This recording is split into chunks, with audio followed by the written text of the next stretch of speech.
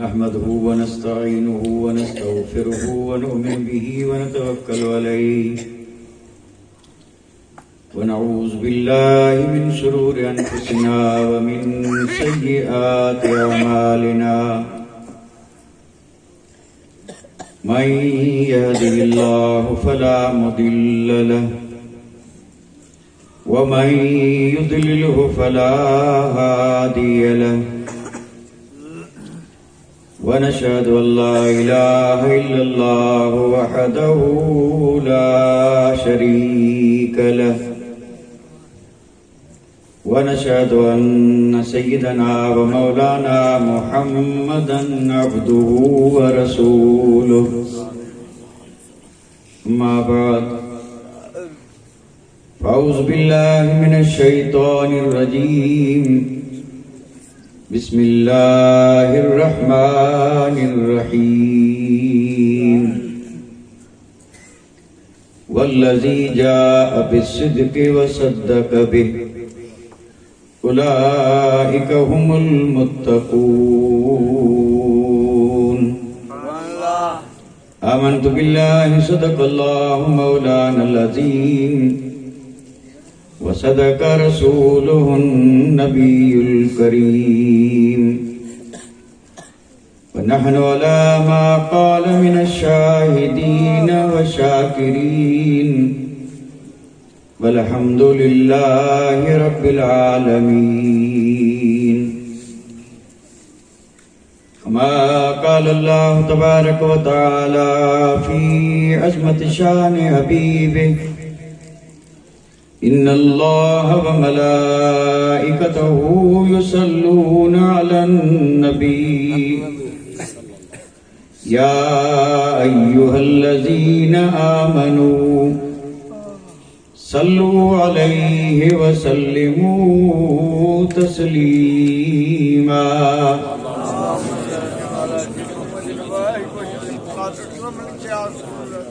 اللهم صل على سيدنا مولانا محمد وعلى آل سيدنا مولانا محمد وبارك وسلم صلاة وسلاما عليك يا رسول الله صلاة وسلاما عليك يا حبيب الله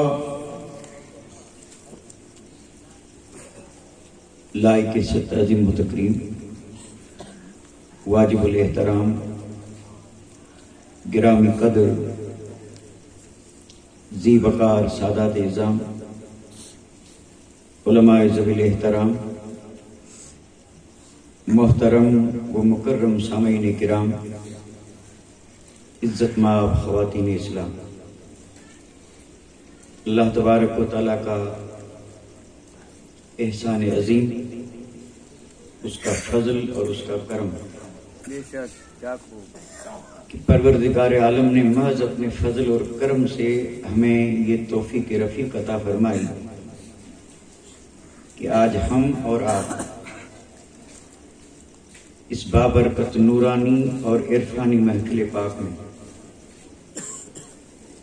یار غار مصطفیٰ، رازدار مصطفیٰ، جانثار مصطفیٰ، یار مزار مصطفیٰ، اصدق الصادقین، اشجع الاشجعین، امیر المومنین، خلیفۃ المسلمین، سیدنا و مولانا حضرت ابو بکر صدیق رضی اللہ تعالی عنہ کی عظیم بارگاہ میں ادب کے ساتھ اپنی عقیدتوں اور محبتوں کا خراج پیش کرنے کے لیے حاضر ہوئے۔ سبحان اللہ۔ اللہ تبارک و تعالی اپنے حبیب کے صدقے میں ہم سب کی حاضری کو قبول فرمائے آمین، اور اس ذکر خیر کو اللہ تبارک و تعالی سیدنا صدیق اکبر کے توسل اور تصدق سے ہم سب کے لیے دونوں جہان کی سعادت مندی، نیک بختی اور نجات کا ذریعہ بنا۔ بڑے خوش نصیب اور قابل مبارکباد ہیں وہ سیدنا صدیق اکبر کے عاشق جنہوں نے اس محفل پاک کو سجایا۔ اور خوش نصیب وہ بھی ہیں جو قرب و جوار سے دور و دراز سے اس محفل میں شریک ہوئے. سبحان اللہ سبحان اللہ. اللہ تعالیٰ انہیں بھی اجر عظیم عطا فرمائے. آمین ثم آمین. سیدنا صدیق اکبر کی شان میں آپ حضرات مجھ سے پہلے حضرت علامہ مولانا الحاج امید علی صاحب کی زبانی کافی کچھ سن چکے. جی اسی فہرست اور اسی لسٹ میں نام لکھوانے کے لیے یہ حقیر فقیر بھی آپ کی خدمت میں حاضر ہے. اللہ. جو معافی ضمیر ہے وہ صرف اور صرف اس مقصد سے عرض کرنے کی سعادت حاصل کروں گا کہ ہمارا یہ نذرانہ بن جائے اور بارگاہ صداقت اور تاجدار صداقت کی بارگاہ میں قبول ہو جائے. اور اللہ تبارک و تعالی قیامت کے دن آقائے نامدار تاجدار مدینہ کی شفاعت نصیب فرمائے اور ہم سب کا حشر اللہ کے محبوب بندوں کے ساتھ ہو. آمین آمین. آیت مقدسہ تو میں نے بڑی مشہور پڑھی ہے، بڑی مشہور آیت ہے، اور ایسے مختصر سے موقع پہ آیتیں صرف حصول برکت کے لیے پڑھی جاتی ہیں. چونکہ اگر صرف آیت مقدسہ کو مد نظر رکھتے ہوئے عرض کریں گے تو وہ یا تو توضیح ہوگی یا تشریح ہوگی یا تفسیر ہوگی، اور ایسی محفلوں میں تشریح، توضیح اور تفصیل کی ضرورت نہیں ہوتی. ایسی محافل میں مقصد ہوتا ہے نذرانہ عقیدہ. اس لیے میں نے آیت کو پڑھا، ترجمہ بھی کروں گا لیکن بعد میں جا کر. میں یہ چاہتا ہوں کہ آج کی اس بابرکت اور بڑی پرکیف محفل جو ہے اس میں نذرانہ عقیدت پیش کریں تو صرف صدیق اکبر ہی نہیں بلکہ میرے آقا کے سارے جانثار صحابہ کے دربار میں. سبحان اللہ. کیونکہ موقع جو ملا صدقہ صدیق اکبر کا موقع ہمیں ملا ہے تو کیوں نہ 1,24,000 کی دربار میں نذرانہ پیش کریں تاکہ ان سب کا فیض ہم سب پہ برسے. اللہ کرے فیض برسے اور ہم مستفیض ہوں.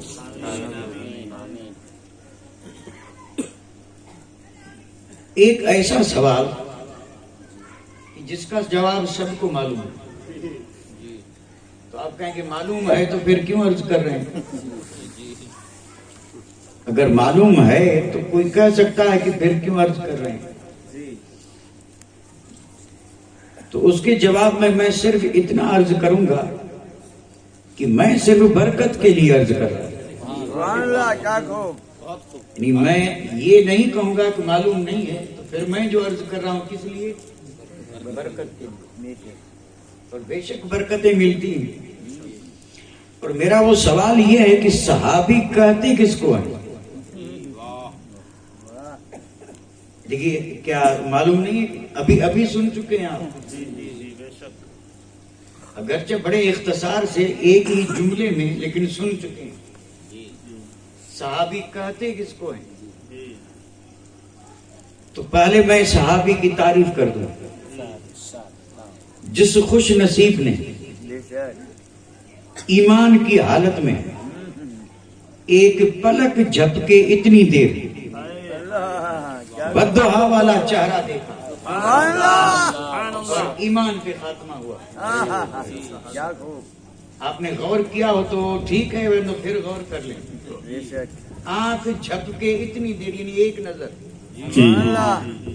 صرف ایک نظر چہرے مصطفیٰ پہ نظر گئی اور حالت ایمان میں تھا اور پھر دوسری پل وصال ہو گیا. یہ صحابی بن گیا. سبحان اللہ سبحان اللہ. یہ صحابی بن گیا. جی. اب اس صحابی کو اللہ تعالیٰ نے مصطفیٰ کے چہرے کی زیارت کے صدقے میں اتنا اعلیٰ مقام عطا فرمایا کہ غوث تو کیا غوث اعظم بھی اس کے درجے کو نہیں پہنچ سکتے. بے شک. یہ ایمان اور عقیدے کی بات ہے. جی. نہیں پہنچ سکتا.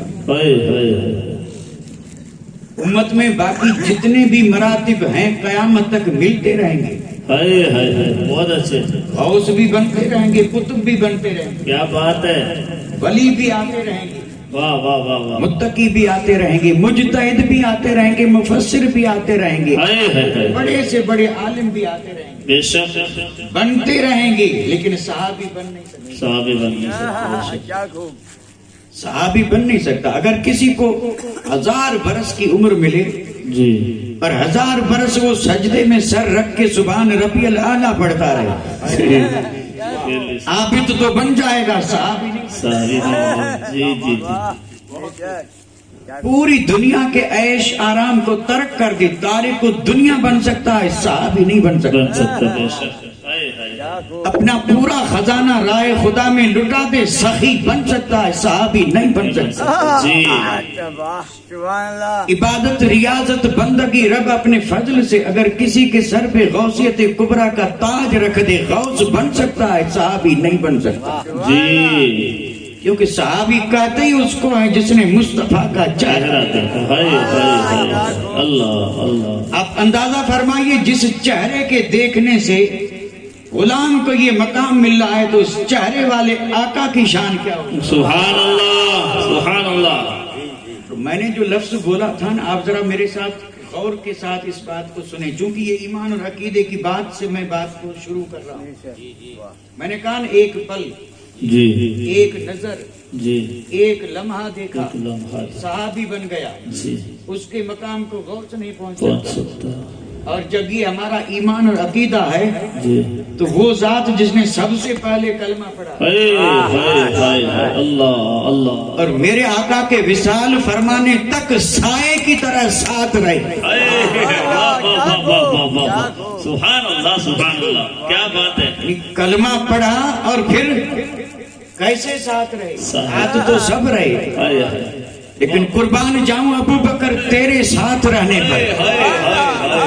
اللہ. تفصیل میں جانے کی ضرورت نہیں, تفصیلیں تو وہاں کی جاتی ہیں جہاں بات بڑھانا مقصد ہو جی, اور وقت کو پورا کرنا مقصد ہو. یہاں وقت تنگ پڑ رہا ہے. جی جی جی جی. نعرہ تکبیر, نعرہ رسالت, جشن صدیق اکبر, سادات کرام. سبحان اللہ سبحان اللہ.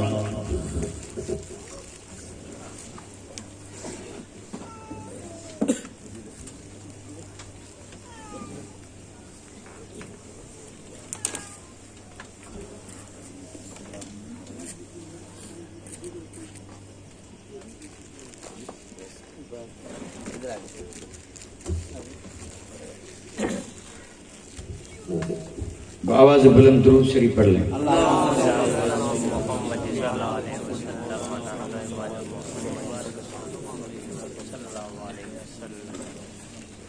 یعنی ایک پل کے لیے ایمان کی حالت میں چہرہ مصطفیٰ کو دیکھا اور ایمان پہ وصال ہوا, یہ بن گیا صحابی.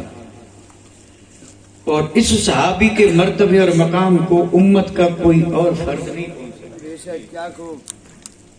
اس پر میں ضمناً یہ بات عرض کر رہا تھا, یہ باتیں تو بعد میں ہوں گی, یہ ابھی ابتدا ہے. کہ جب اس صحابی کا مقام اتنا بلند ہے تو وہ صحابی جو مردوں میں سب سے پہلا صحابی, کیا بات ہے. سبحان اللہ. اور جس نے مردوں میں سب سے پہلے کلمہ پڑھا, اور کلمہ پڑھنے کے بعد پھر وہ سائے کی طرح مصطفیٰ کے ساتھ رہا. کیا خوب. مصطفیٰ جان رحمت کا سایہ نہیں تھا, چاہے سورج کی دھوپ ہو, چاہے چاند کی چاندنی ہو, چاہے چراغ کی روشنی ہو, میرے آقا کا زمین پہ سایہ نہیں پڑتا تھا, کیونکہ نور ہیں اور نور کا سایہ نہیں ہوتا. تو میرے آقا کا سایہ تو نہیں تھا, لیکن ابو بکر سائے کی طرح ساتھ رہے. اگر ذرا سا بھی غور کریں, آدمی ہر چیز کو اپنے سے جدا کر سکتا ہے لیکن سائے کو جدا نہیں کر سکتا. کیا خوب. اب چاہے جتنی کوشش کریں سایہ آپ سے جدا نہیں ہو سکتا. جدھر آپ ادھر سایہ, آپ بیٹھیں گے تو سایہ بھی بیٹھا ہے, آپ کھڑے ہیں تو سایہ بھی کھڑا ہے, اور آپ جا رہے ہیں تو سایہ بھی. قسم رب کی صدیق اکبر کی شان یہی تھی. جہاں مصطفیٰ وہیں ابو بکر صدیق. کیا خوب. سائے کی طرح. اس لیے تو اعلیٰ حضرت عظیم البرکت نے بھی تو یہی کہا سایہ مصطفیٰ. ابو بکر صدیق کون ہے؟ تو کہا سایہ مصطفیٰ مایہ استفا عز و ناز خلافت پہ لاکھوں سلام. صدیق اکبر ہیں کون؟ تو تعریف یہ کی ہے کہ صدیق اکبر مصطفیٰ کا سایہ ہے اور استفا کا مایہ ہے اور عز و ناز خلافت پہ لاکھوں سلام. سائے کی طرح ساتھ رہے. تو جو سائے کی طرح ساتھ رہا اس کی عظمت کو ہے کوئی جو سمجھ سکے؟ آج تک نہ کوئی سمجھ سکا اور نہ قیامت تک سمجھ سکے. اتنا اونچا مقام پروردگار عالم نے اپنے حبیب کے صدقے میں صدیق اکبر کو عطا فرمایا. لیکن میں تعریف کر رہا تھا صحابی کی. یہ تعریف کر رہا تھا اور میں نے کہا ہماری معلومات میں اضافہ ہو اس لیے عرض کر رہا. صحابی کہتے ہیں کس کو؟ تعریف میں نے بتا دی. صحابی کہتے ہیں اس کو جس نے ایمان کی حالت میں مصطفیٰ جان رحمت کو دیکھا اور ایمان پہ کیا ہوا خاتمہ. بڑی مشہور تعریف ہے.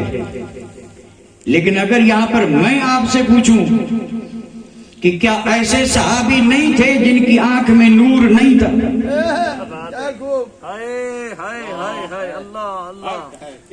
حضرت عبداللہ بن ام مکتوم صحابی زبردست صحابی مؤذن رسول. حضرت بلال کے بعد ان کا مقام تھا. مدینے کی مسجد میں اذان دیتے تھے.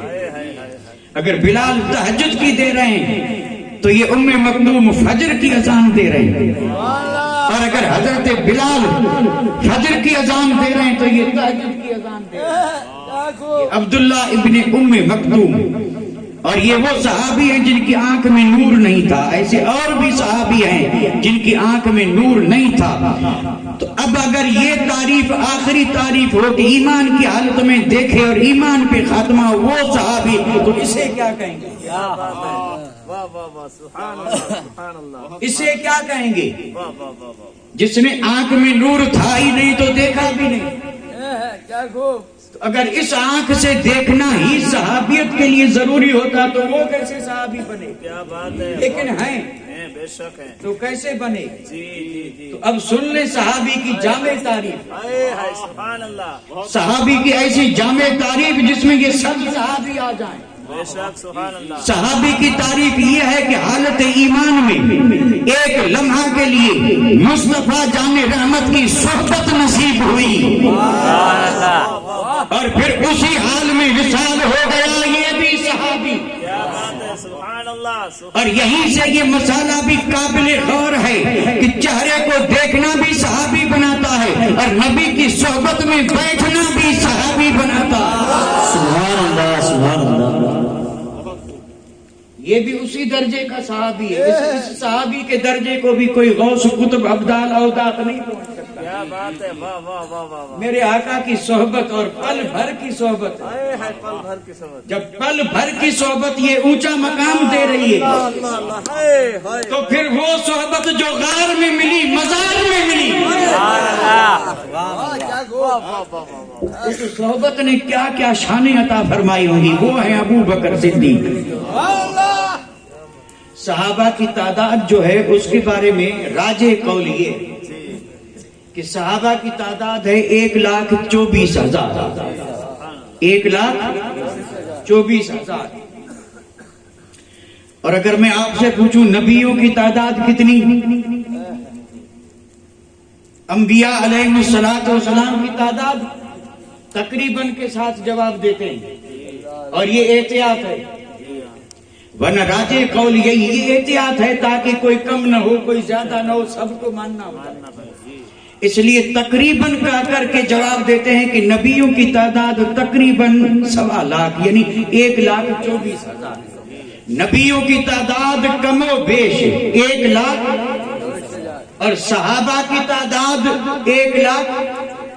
تعداد برابر ہوئی کہ نہیں ہوئی؟ برابر ہو گئی. تو اب ذرا سن لیں, نبیوں کے بعد آئے نبیوں کے نبی, میرے اور آپ کے آقا تاجدار مدینہ. رب نے کرم یہ فرمایا, کہا محبوب آپ محبوب ہیں, آپ کے صدقے میں انہیں نبوت ملی, جگ کو میں نے آپ کے صدقے میں بنایا. اس لیے رب نے فضل فرما کر کے ان سارے نبیوں کے کمالات کو یکجا کیا. کیا بات ہے, واہ. 1,24,000 نبیوں کے جو کمالات تھے, جو فضائل تھے, جو خوبیاں تھیں, جو معجزات تھے, سب کو رب نے اکٹھا کر کے محبوب کو عطا فرما دیا. سبحان اللہ, سبحان اللہ. کسی نے کیا خوب کہا اس کے بارے میں, وہ کہتے ہیں حسن یوسف دم عیسیٰ ید بیدا داری. کیا بات ہے یا رسول اللہ, آنچ خوبا ہما دارند تو تنہا داری. حسن یوسف بھی ہے جی, دم عیسیٰ بھی ہے, کیا بات ہے, ید عیسیٰ بھی ہے, اور عصا موسیٰ بھی ہے. وہ نبی جو تنہا تنہا جدا جدا شانیں رکھتے تھے, یک جا کر کے محبوب تنہا آپ کی ذات میں رب نے وہ ساری شانیں عطا فرما دی. سبحان اللہ. نعرہ تکبیر, نعرہ رسالت, عظمت مصطفیٰ, جشن صدیق اکبر. 1,24,000 نبی, ان کے سارے کمالات ذات مصطفیٰ میں. صلی اللہ علیہ وسلم جی. اب بیچ میں میرے آقا ہیں, ادھر انبیاء ہیں, اللہ 1,24,000 ادھر جی, 1,24,000 ادھر. واہ. اور پھر یہ فیصلہ بالکل متفقہ ہے کہ ہر ولی کسی نہ کسی نبی کے قدم پہ, کیا بات, ہر ولی کسی نہ کسی نبی کے قدم پہ. 1,24,000 نبی ہیں, 1,24,000 صحابی ہیں, ہر صحابی کسی نہ کسی نبی کے قدم پہ. بات ہے, واہ واہ واہ واہ. ہر صحابی کسی نہ کسی نبی کے قدم پہ. یہ ہے شان صحابہ. شان صحابہ, واہ واہ واہ. سارے صحابہ شان والے جی, مرتبے والے, مقام والے جی. اور ہمارا ایمان اور عقیدہ ہے کہ سارے صحابہ عادل, سارے صحابہ جنتی جی. لیکن چونکہ جب بھی کسی جماعت پہ نظر ڈالیں گے تو رب کے فضل سے اس میں کہیں نہ کہیں تھوڑا بہت فرق نظر آئے گا. شان والے سب ہیں جی, لیکن سب برابر نہیں. برابر. نبی سب شان والے ہیں جی, لیکن نبیوں کے بارے میں 3 پارہ پڑھیں قرآن مجید کا, جس میں رب نے فرمایا تلک الرسل فضلنا بعضهم علی بعض. نبی سب شان والے, لیکن ان میں بعض وہ ہیں جن کو رب نے بعض پر فضیلت دی. جی جی جی. نبی سب شان والے, لیکن بعض نبی بعض دوسرے نبیوں پر بلند بالا شان والے. صحابہ سب شان والے, لیکن بعض صحابہ دوسرے بعض صحابہ پر شان والے ہیں یا نہیں. شان والے, اگر آپ کہیں کہ شان والے ہیں تو ذرا بتا دیں, تو آئیے بتا دوں. یعنی سارے صحابہ شان والے جی, لیکن اس میں بھی کچھ ایسے ہیں جو سب سے نرالی شان والے, نرالی آن بان والے, بے شک, نرالے مرتبے مقام والے, بے شک ہے یا نہیں. جی. یہ 1,24,000 میں 1,400 صحابہ. کتنے؟ 1,400. 1,24,000 میں 1,400 صحابہ شان والے. اور یہ 1,400 صحابہ ہے کون سے؟ جنہوں نے بیعت الرضوان کی تھی. سن 6 ہجری میں میرے آقا 1,400 صحابہ کو لے کے عمرے کے لیے جا رہے ہیں. جی. مشرک ابھی مکہ فتح نہیں ہوا ہے, مکہ فتح ہوا ہے سن 8 ہجری میں. اور میرے آقا چونکہ بہت پیار تھا رب کے گھر سے, بہت پیار تھا, سن 6 ہجری میں صحابہ کی جماعت 1,400 صحابہ کو لے کے میرے آقا جا رہے ہیں عمرے کے لیے. مشرکین مکہ کو جب علم ہوا تو انہوں نے ہتھیار اٹھا لیے, کیونکہ ابھی مکہ ان کے قبضے میں تھا, اس لیے انہوں نے کہا کہ ہم نہیں آنے دیں گے. میرے آقا نے فرمایا ہم جنگ کے لیے نہیں آئے, ہم تو رب کے گھر کی زیارت کے لیے آ رہے ہیں, ہم جنگ نہیں کریں گے. تو صلح کی گفتگو ہونے لگی تھی. ایک آدمی ادھر سے آ رہا ہے, پھر جا رہا ہے, پھر آ رہا ہے, پھر جا رہا ہے. یہاں سے میرے آقا نے سیدنا عثمان غنی کو بھیجا. اللہ اللہ. عثمان غنی جب پہنچے مکہ المکرمہ تے مشرکین مکہ نے کہا تیرے نبی کو آنے نہیں دیں گے، لیکن تو چونکہ بڑی شان والا، تیرے ہم پر ہیں احسان اور تیرے عزیز بھی یہاں موجود ہیں، تجھے اجازت ہے طواف کر لے، عمرہ ادا کر لے.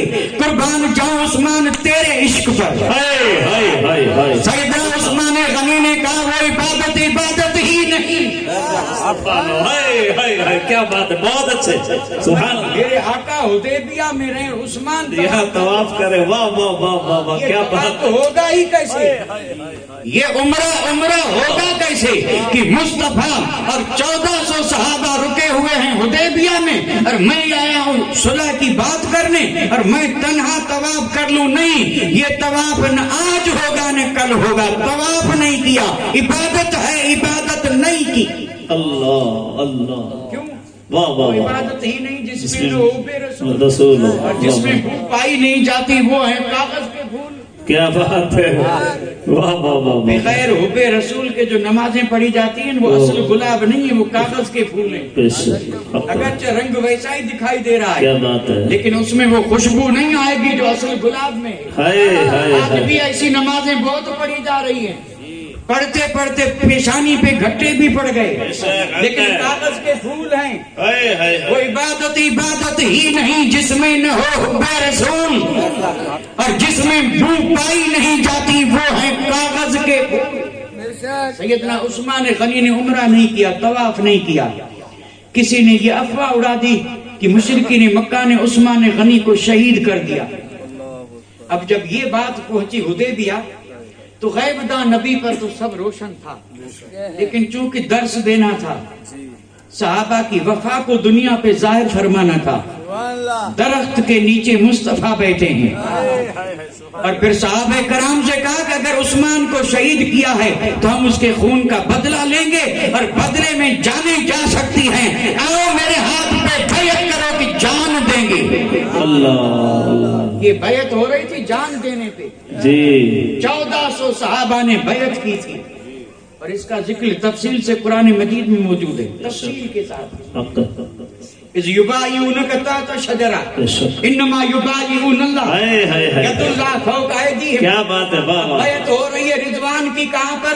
حدیبیہ میں، اور ذکر رب فرما رہا ہے قرآن میں. کیا بات ہے. اور پھر کس انداز سے، یعنی اذ یبایعونک رب فرما رہا ہے محبوب جب وہ بیعت کر رہے تھے تحت شجرہ ایک درخت کے نیچے بیٹھ کر کے، قربان جاؤں ان صحابہ کی عظمت پر جو نگاہ خدا میں ہے. اللہ. رب فرما رہا ہے کہ جب وہ بیعت کر رہے تھے محبوب ان سے کہہ دے یہ تمہاری بیعت رسول سے نہیں، رسول کا ہاتھ نہیں، ید اللہ فوق ایدیہم.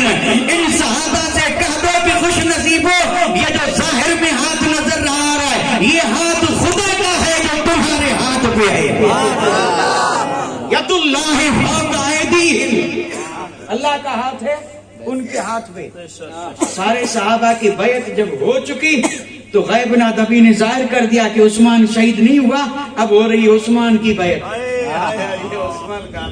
میرے ہاتھ میں ایک ہاتھ، دونوں ہاتھ مصطفیٰ کے، لیکن آپ نے فرمایا صحابیوں یہ عثمان کا ہاتھ ہے، یہ میرے ہاتھ ہے اور یہ عثمان کی بیعت. کیا بات ہے. سبحان اللہ. اور بیعت زندہ کی ہوتی ہے، وفات یافتہ سے بیعت نہیں لی جاتی. عثمان غنی کی بیعت بھی ہو چکی اور اسی بیعت کو قرآن میں ذکر فرما کے رب نے فرمایا. کیا فرمایا؟ رضی اللہ عن المومنین.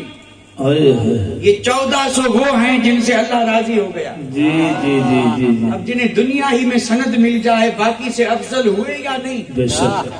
1,24,000 صحابہ میں یہ 1400 افضل. بے شک. اور ان 14 سے افضل ہیں 313. ان 14 سے 100 سے بھی افضل ہیں 313. اور یہ 313 ہیں اصحاب بدر. کیا بات ہے. واہ واہ واہ واہ. یہ اسلام کی پہلی جنگ اور یہ 313 وہ تھے، ہتھیار ان کے پاس نہیں تھے، سواری کے لیے جانور نہیں تھے، کھانے پینے کے لیے سامان سفر نہیں تھا. اگر ان کے پاس کوئی دولت تھی تو وہ عشق رسول تھا.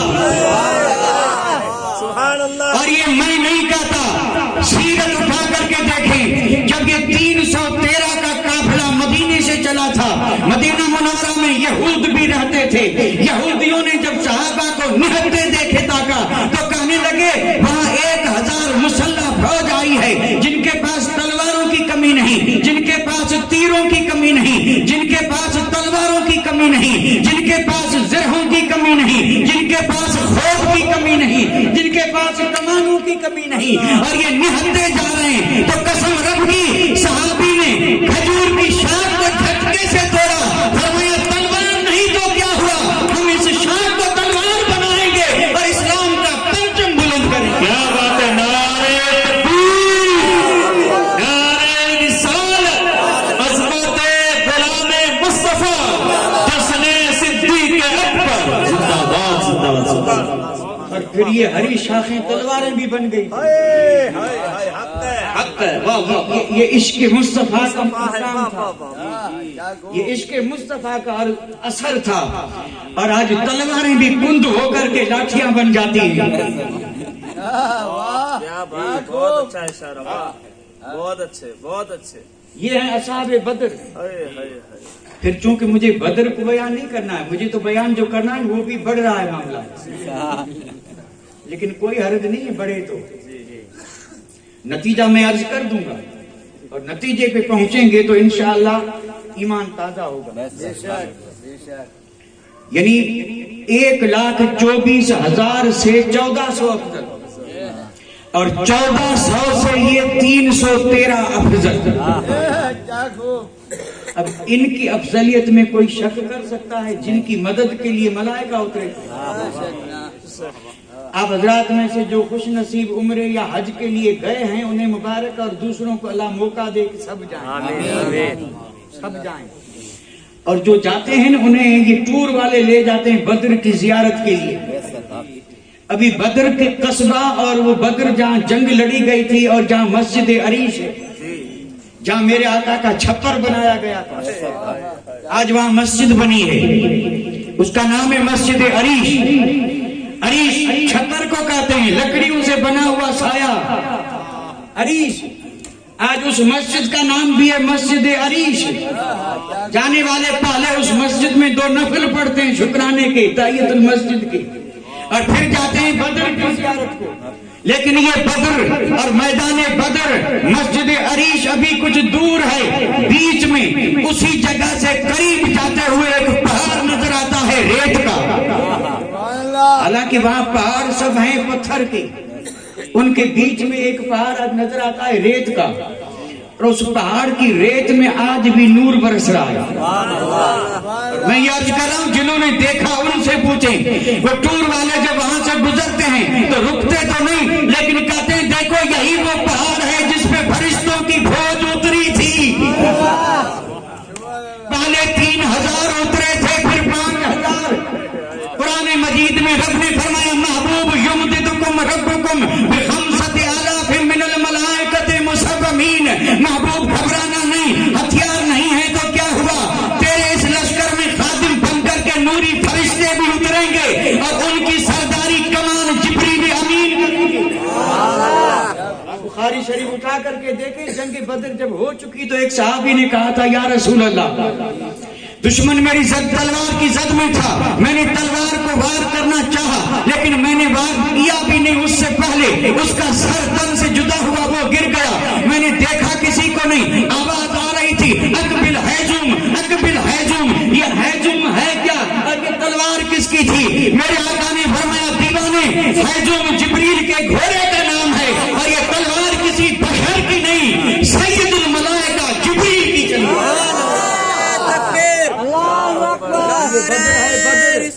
یا رسول اللہ, زندہ باد. اس میں یہ جو 313 گئے تھے سر دھڑ کی بازی لگا کے, بچنے نہیں گئے تھے, یہ جان نچھاور کرنے گئے تھے. یہ تو رب کا کرم ہے کہ رب نے فتح مبین عطا فرما دی. اور جب فتح مبین ہوئی تو رب نے فرمایا محبوب ان 313 سے کہہ دے کہ تم ہو گئے جنتی, اب جو چاہو کرو, نقصان نہیں پہنچے گا. حالانکہ یہ بات قابل تفصیل ہے, لیکن جملہ سنیں, جملہ سنیں, بدری صحابہ کی یعنی شان سنیں کہ اب تم جو چاہو کرو, تم جنتی ہو. تو کیا وہ آزاد ہو گئے, نمازیں چھوڑ دی ہوں گی؟ کیا بات ہے, بہت اچھے بہت اچھے بہت اچھے, کیا بات ہے. ہم تو چھوڑ دیتے ہیں, ہم سنتے ہیں کہ ہمارے مرشد ہماری کیا کریں گے, شفاعت کریں گے, اس لیے پڑھنے کی ضرورت نہیں ہے. ضرورت نہیں. اور کچھ بیچارے مرشد بھی کہہ دیتے میں ہوں نا. جی جی جی. حالانکہ یہ یعنی نہ سمجھی ہے, نہ سمجھی. جب کسی کا بڑا احسان ہو تو عمل میں اور زیادہ اضافہ کرنا چاہیے. اسی احسان کو دیکھ کر کے کہ جب احسان اتنا بڑا ہے تب کام بھی ایسا ہو کہ کہیں کوئی کجی نظر نہ آئے. رب نے فرمایا محبوب ان 313 سے کہہ دو تم ہو گئے جنتی, اب تم جو چاہو کرو, تمہیں کوئی نقصان نہیں پہنچے گا. جنتی ہوئے یا نہیں؟ تو ان 1400 سے یہ 313 افضل, 313 افضل. لیکن ایک بات میں پہلے بھی عرض کر چکا ہوں, جنتی سب ہیں, جنتی سب ہیں. میرے آقا کے 1,24,000 صحابہ سب جنتی, سب عادل, تو سب جنتی. 1400 پھر جنتی, 313 پھر جنتی. لیکن فضیلت میں بڑھ گئے, فضیلت میں یہ 313 ان 14 سے بھی بڑھ گئے, اور ان 313 سے پھر 10 بڑھ گئے. جی واہ واہ واہ واہ واہ واہ. 313 سے پھر 10 بڑھ گئے, کیونکہ وہ 313 جنتی ہیں مجموعی طور پہ کہ سب جنتی, اور یہ 10 وہ ہیں کہ نام لے لے کے میرے نبی نے فرمایا ابو بکر جنتی, عمر جنتی, عثمان جنتی, علی جنتی, سعد جنتی, زبیر جنتی. 10 صحابہ کا نام لے کے میرے آقا نے فرمایا یہ 10 جنتی. سبحان اللہ سبحان اللہ. بہت اچھے. یہ 10 بڑھ گئے, 10 جن کو جنت کا مزدہ ملا. بے شک. ایسی پوری جماعت پہ لاکھوں لاکھوں سلام. سبحان اللہ سبحان اللہ. پوری جماعت پہ لاکھوں سلام. جی جی. اندازہ فرمائیں 313 میں یہ افضل, 10 افضل. واہ 10 افضل جی. اور ان 10 میں 4 افضل. کیا بات ہے, کیا بات ہے. ان 10 سے پھر 4 یہ کون 4 ہیں؟ 4 یار. واہ واہ واہ. یہ ہیں 4 یار. الحمدللہ ہر مومن کو چاروں کے نام یاد ہوں, اور چاروں سے بالکل قلبی لگا اور دلی محبت بھی ہے. آمین آمین. سبحان صدیق اللہ اکبر, سبحان اللہ. فاروق اعظم, سبحان اللہ. عثمان غنی, سبحان اللہ. مولا علی مشکل کشا, سبحان اللہ. سبحان اللہ. اسد اللہ, اسد اللہ الغالب. القاب تو اتنے ہیں کہ کوئی حساب ہی نہیں. ہائے ہائے. 10 میں یہ 4 افضل, ہائے ہائے. 4 میں 1 افضل, ہائے ہائے. 4 میں اسی ایک کا نام ابو بکر ہے. سبحان اللہ سبحان اللہ. 4 میں 1 افضل, واہ واہ واہ واہ. اور اسی ایک کا نام ہے یار غار, یار مزار, جان نثار ابو بکر صدیق. سبحان اللہ سبحان اللہ. ابو بکر نام نہیں ہے, جی ابو بکر نام نہیں ہے, لیکن نام بن گیا. آپ کا نام مشہور روایت کے مطابق اسلام سے پہلے عبد الکعبہ تھا. والدین نے نام رکھا عبد الکعبہ, کلمہ پڑھا تو مصطفیٰ نے نام رکھا عبداللہ. صدیق اکبر کا نام ہے عبداللہ. عبداللہ. ابو بکر کنیت ہے, کنیت. ابو بکر آپ کی کنیت. کنیت ہے, جی. اور صدیق اور عتیق آپ کے لقب ہے. لقب. جی. صدیق آسمان کا نام بھی ہے. کیا بات ہے. ابو بکر صدیق جو ہیں یہ صدیق آسمان میں آپ کا نام ہے, اور یہ رب نے دیا ہے, اور جبریل نے اعلان کیا ہے, اور مصطفیٰ نے بتایا ہے. سبحان اللہ. یہ دونوں لقب ہیں. ابو بکر آپ کی کنیت ہے, اور ابو بکر کے معانی اتنے ہیں, اور معانی پر جب غور کریں گے تو ابو بکر ہی کی ذات ہے کہ ہر معانی آپ کے اوپر منطبق, چاہے جس لغت سے معنی کریں, جتنی معنی کریں سب ثابت. لیکن سب سے بڑا معنی میں عرض کر دوں, ابو بکر اس کا معنی ہے سب سے پہلے. ابو بکر مانا اور سب سے پہلے سمجھ میں نہ آئے تو سب سے آگے. ابو بکر سب سے آگے. اب ہے کوئی جو بتا سکے کہ کہاں کہاں اور کس کس سے آگے؟ بات ہے سبحان اللہ ابو بکر کہتے ہیں اس ذات کو جو سب سے آگے، اور تو اور حضرت عمر سے بھی آگے، سب سے۔ اچھا یہاں تھوڑا سا میں آپ کے ذہن کی کسوٹی کر لوں، سب سے آگے۔ سب سے پہلے صدیق اکبر نے کلمہ پڑھا، وہاں سے دروازہ کھلا، اور پھر اسلام پھیلتا گیا، 40 میں حضرت عمر بنے، اور پھر یہ نور پھیلتے پھیلتے پوری دنیا کو منور کر دیا۔ لیکن پہلے ابو بکر ہے مردوں میں۔ اچھا اس وقت سے جب سے نماز فرض ہوئی، قیامت تک جو لوگ نماز پڑھتے ہیں انہیں کیا کہیں گے؟ نمازی۔ ان سارے نمازیوں سے ابو بکر آگے، کیا بات ہے کیا بات سب سے آگے۔ قیامت تک حج کرنے والوں کی کمی نہیں۔ اگر سارے حاجیوں کو قطار میں کھڑا کر دو تو سارے حاجی مقتدی نظر آئیں گے، ابو بکر امام نظر آئے گا، کیونکہ حاجیوں میں بھی ابو بکر آگے۔ دنیا کے سارے غوث ہیں نا، غوث، ان سارے غوثوں کی جماعت بنا لو، قیامت تک آنے والے غوث جی، اور جب غوثوں کی جماعت بنے گی تو غوثوں میں ابو بکر سب سے آگے۔ واہ واہ واہ، اقطاب کو دیکھیں، اقطاب کی جماعت بنائیں، اقطاب میں ابو بکر سب سے آگے، جی، صحابہ کی جماعت میں ابو بکر سب سے آگے۔ واہ واہ واہ واہ واہ، اور ایک جملہ تو ایسا عرض کروں گا کہ حیرت میں ڈوب جائیں گے۔ ہائے ہائے ہائے، یہ تو بات ہو رہی ہے میرے آقا کی امت کی، واہ واہ واہ، نبیوں کو چھوڑ کر کے باقی سارے نبیوں کی امت سے ابو بکر آگے۔ ہائے ہائے ہائے ہائے، یہ ہے مقام کیا بات ہے، حق ہے حق۔ بعد الانبیاء، انبیاء کی شان تو بلند اور بالا ہے، اللہ اکبر۔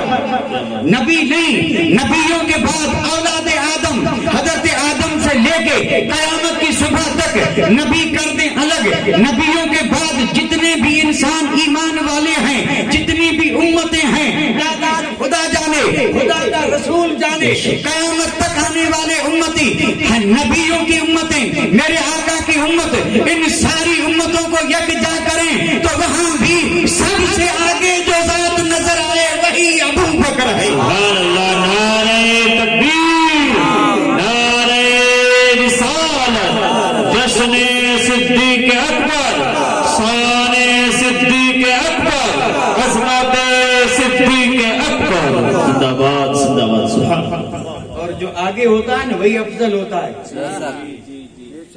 جو آگے ہوتا ہے وہی افضل ہوتا ہے، اس لیے کہا گیا افضل البشر بعد الانبیاء بالتحقیق۔ واہ واہ واہ، ذرا بھی شک نہیں، جی ذرا بھر بھی شک نہیں، جی، نبیوں کے بعد ساری امتوں، سارے اولاد آدم میں اگر کوئی برتر بالا، بلند اور اعلیٰ فضیلت والا ہے تو وہ مصطفیٰ کا یار غار اور یار مزار ہے۔ واہ واہ واہ، سبحان اللہ سبحان اللہ۔ اور آسان کر دوں، جی، یہی بات جو میں نے عرض کیا نا اسے آسان کر دوں، اور آسان تو ہے لیکن اگر کسی پہ مشکل ہو تو اور آسان ہو جائے۔ جی، صحابہ کا مجمع ہے اور بیچ میں مصطفیٰ، سبحان اللہ، ارشاد فرمایا حدیث پاک، میرے آقا نے فرمایا قیامت کے دن اگلے انبیاء اور میری امت یہ ساری جمع ہوں گی اور اللہ صفیں بنائے گا۔ فرمایا امتوں کی صفیں بنیں گی، لیکن صف کو آپ آج کی صفوں پہ قیاس نہ کریں، یہ 100-200 والی صف، اور یہ 100-200 والی صف یہ مسجدوں میں ہوتی ہے، عیدگاہوں میں ہوتی ہے، جی اور پھر جگہ نہیں بچتی تو پیچھے صفیں بڑھتی جاتی ہیں۔ جی، لیکن یہ یہاں مسجد کا معاملہ نہیں ہے، نہ عیدگاہ کا ہے، یہ حشر کے میدان کا معاملہ ہے۔ اللہ اللہ اللہ، اس دن زمین دوسری ہوگی، اللہ تعالیٰ اس زمین کو بدل دے گا، اس دن زمین دوسری ہوگی، صفیں بنے گی۔ میرے آقا نے فرمایا کل صفیں بنے گی 120، ساری امتوں کی صفیں کتنی بنی؟ 120، اور پھر میرے آقا نے فرمایا اس 120 میں 80 صفیں میری امت کی، جی، 80 صفیں میری امت کی۔ سبحان اللہ، اور باقی 40 صفحے سب نبیوں کی امت ہے. 1,24,000 کی امت ہے 40 صفحے اور اکیلے مصطفیٰ کی امت ہے 80 صفحے. سبحان اللہ سبحان اللہ. یہ جو نکاح کا خطبہ پڑھا جاتا ہے نکاح کا، علماء کرام اس میں ایک حدیث پڑھتے ہیں اور ایک نہیں پڑھتے، حالانکہ پڑھنا چاہیے. وہ 4-5 آیتیں اتقوا اللہ والی پڑھ کے اور اس کے بعد پڑھتے ہیں النکاح من، فرمایا رسول اللہ نے النکاح من سنتی فمن رغب عن سنتی فلیس منی. یہیں پہ صدق اللہ مولانا العظیم. آگے حدیث ہے اور سیاستہ میں موجود ہے. اس حدیث میں میرے آقا نے فرمایا تناکحوا تغالدوا انی اباہی بکم الامم یوم القیامہ. میرے آقا نے فرمایا دیوانوں شادیاں کرو، اولاد زیادہ پیدا کرو، تمہاری اولاد زیادہ ہوگی تو میری امت زیادہ ہوگی، قیامت میں امت کی زیادتی پہ میں نبیوں میں فخر کروں گا. سبحان اللہ سبحان اللہ. واہ واہ واہ. اولاد اگر بوجھ بننے والی ہوتی تو مولا حکم نہ فرماتے کہ اولاد بوجھ نہیں، رزق رب دیتا ہے. ایک ہے تو بھی رب دے رہا ہے، 10 ہیں تب بھی رزق رب دے گا. یہ عقیدے کو برباد کرنے کے لیے یہ پابندیاں لگا رہی، ہم دو ہمارے دو، کیونکہ کھائیں گے کیا؟ نادانی نہیں تو اور کیا ہے، کھانا کھلانا کسی انسان کے بس میں، رزق رب دیتا ہے. میرے آقا نے فرمایا جتنے زیادہ ہوگے میں فخر کروں گا. 80 صفحے میرے آقا کی امت اور 40 صفحے دوسرے نبیوں کی. اب یہ تو ہوئی حدیث پاک. سلسلے عالیہ نقشبندیہ کے ایک بزرگ ہیں، یہ سلسلے عالیہ نقشبندیہ، یہ جو شجرہ پڑھتے ہیں ان پر یہ بات واضح ہوگی. اس شجرے میں ایک نام آتا ہے اور نام ہے خواجہ محمد پارسا. خواجہ محمد پارسا بڑے شان کے ولی ہیں. اب ان کا قول سن لیں اس حدیث کی وضاحت میں. یہ جو میں نے ابھی حدیث بیان کی، حضرت خواجہ محمد پارسا، اور ولی کہتے ہیں اس کو جو زمین پہ بیٹھے بیٹھے لوح محفوظ پڑھ لے. کیا بات ہے، واہ. اور آنکھ بند کر لے تو غیب نظر آئے. حضرت خواجہ محمد پارسا فرماتے ہیں کہ جب میں نے یہ حدیث پڑھی، آنکھ بند کر کے اس حدیث پہ غور کرنے لگا، اور جب حدیث پر غور کیا، اسی کو مراقبہ کہتے ہیں، اور اسی مراقبے میں فرماتے ہیں کہ جب میں خود سے بے خبر ہوا، اپنے ماحول سے بے خبر ہوا، نظر میں یہی حدیث تھی کہ امتوں کی 120 صفحے بنے گی، تو فرماتے ہیں کہ رب نے مجھ پہ یہ راز کھولا اور مجھے اسی حال میں وہ 120 صفحے نظر آئی. فرمایا میں دیکھ رہا ہوں 120 صفحے لگی ہیں. اور پھر فرماتے ہیں کہ جب مجھے وہ صفحے نظر آئی تو پھر میں نے ذرا ان صفحوں سے آگے دیکھا تو پھر آگے 3 صفحے اور تھی. 120 صفحوں کے آگے 3 صفحے اور. اب جب فرماتے میں نے 3 صفحے دیکھی تو دل میں خیال پیدا ہوا یہ تو امتیں ہیں، یہ 3 صفحے پھر آگے کس کی؟ تو پھر فرماتے ہیں مجھ پر رب کی طرف سے یہ انکشاف ہوا کہ یہ آگے نبی ہیں. یہ 3 صفحے 1,24,000 نبی ہیں جو 3 صفحوں میں کھڑے. 120 صفحے امتوں کی پیچھے، 3 صفحے آگے. اور حضرت خواجہ محمد پارسا فرماتے ہیں جب اور میں نے غور کیا تو مجھ پر یہ راز کھلا. میں نے دیکھا کہ یہ 3 صفحے جو آگے تھی ان کے آگے مصلی بچھا ہے، اور 3 صفحوں کے آگے مصلی بچھا ہے. دل میں خیال پیدا ہوا کہ یہ 3 صفحے نبیوں کی ہیں. اس میں حضرت آدم ابو البشر بھی ہیں، خلیل اللہ بھی ہیں، نبی اللہ بھی ہیں، کلیم اللہ بھی ہیں، ذبیح اللہ بھی ہیں، روح اللہ بھی ہیں. بڑے بڑے جلیل القدر ہیں. نہ معلوم مصلی پہ کون آئے گا، مصلی خالی، پیچھے نبی، نہ معلوم کون آئے گا. آواز آئے گا وہ جو سب کا امام، اور یہ مصلی کسی اور کے لیے نہیں، اس مصلی پہ آئیں گے آمنہ کے لال محمد الرسول. اب فرماتے ہیں کہ مجھے اور تجسس ہوا کہ یہاں تو امامت ہو گئی، ذرا اب پیچھے چلوں. فرماتے ہیں 3 صفوں کو چھوڑ کر کے باقی 120 صفوں پر نظر گئی تو مجھے نظر آیا 120 صفوں کے آگے بھی مصلی بچھا ہے.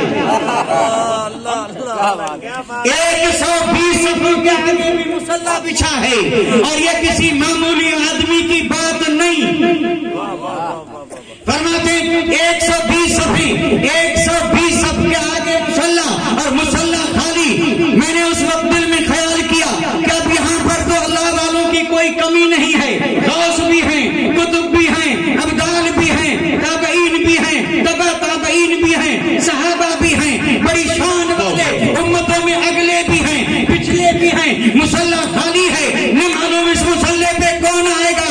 تو آواز آئی اس مصلی پہ یار غار ابو بکر آئے گا، وہ سب امتوں کا امام ہے. نعرہ تکبیر، نعرہ رسالت، جشن ابو بکر.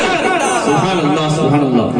اور بے شک صدیق اکبر ساری امتوں سے افضل ہے. واہ واہ واہ واہ، سبحان اللہ. میں بات کو افضل جی نبیوں کے بعد سب میں افضل، اور امام وہی بنتا ہے جو ہو سب سے افضل. کیا بات ہے، سب سے افضل. ہائے ہائے. اور اگر اس میں بھی کسی کو سمجھنے میں تھوڑی سی یعنی تردد ہو تو اس پر دلیل عرض کر دوں. جی عطا.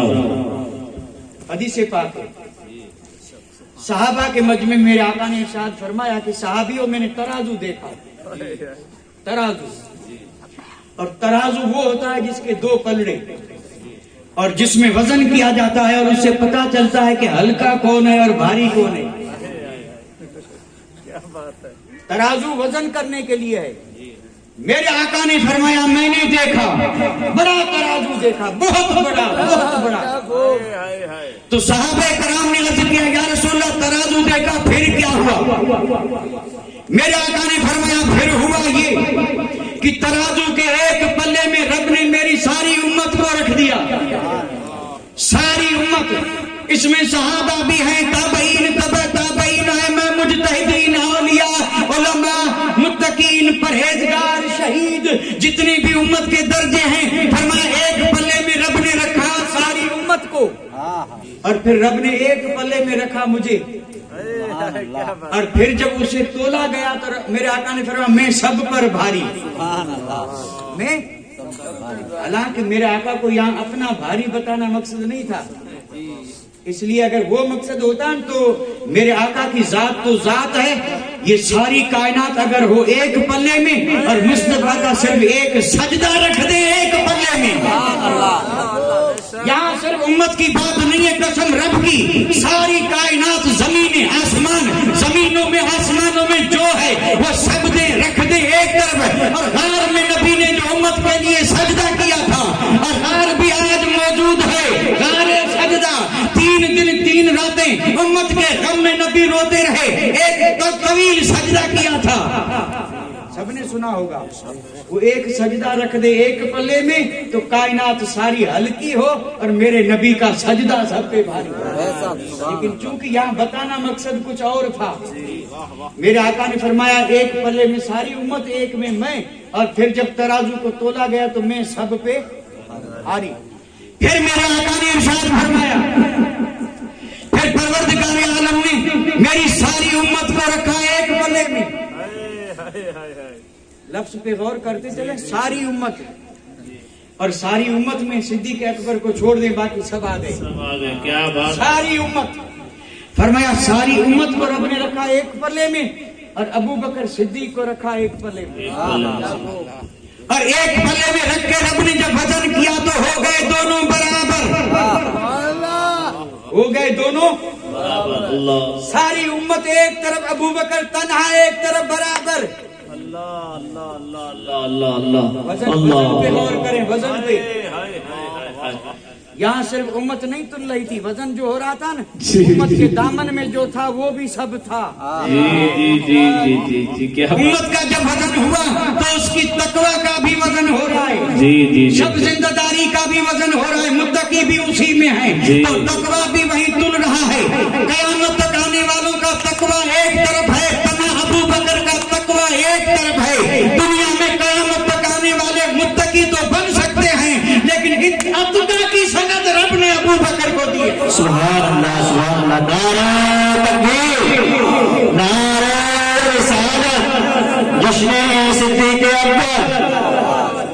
یہ وہ مضمون ہے جو آسانی سے ہر ایک کی سمجھ میں نہیں آ سکتا، کیونکہ ہمارے دماغ ہی بیچارے کتنے ہیں، ہمارے دماغ جو ہے نا ان کے اندر اتنی بساط ہی کہاں جی اس چیز کو وہ سمجھ سکے کہ قیامت تک آنے والی امت پوری ایک طرف ہے، ابو بکر تنا ایک طرف ہے، اور یہ سب کے برابر ہو گئے، ایک آدمی اور اتنا برابر ہو گیا تو برابر ہوا نہیں ہے، برابر کیا گیا ہے۔ سبحان اللہ، یہ برابر ہوا نہیں، برابر کیا گیا۔ کیوں کیا گیا؟ باقی سب نہیں ہوئے، یہ تنا بھاری کیوں ہو گیا؟ تو جواب ملے گا، اس کے سینے میں جو چیز تھی وہ سب پہ بھاری تھی، اور سینے میں تھا عشق رسول، اور سینے میں جو عشق تھا اسی نے ابو بکر کو فنائے کبریٰ کے مقام پہ پہنچایا۔ یہ تو ہوئی روحانیت والی بات، اور ہم جسمانی بھی ابھی کچے ہیں تو روحانیت والی کہاں سمجھیں؟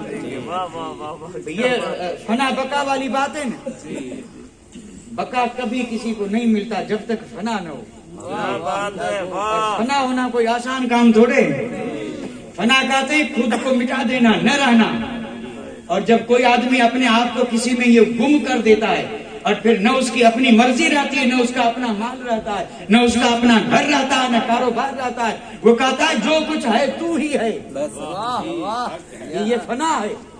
اور اس فنا کی طرف کسی نے کیا خوب اشارہ کیا ہے، من تو شدم تو من شدی، من تن شدم تو جا شدی، تا کسن گوید بادزا من دیگرم تو دیگری۔ وہ محبوب اپنے محب سے کہہ رہا ہے، عاشق اپنے معشوق سے کہہ رہا ہے کہ میرے محبوب تو میں ہو گیا ہوں اور میں تو ہو گیا،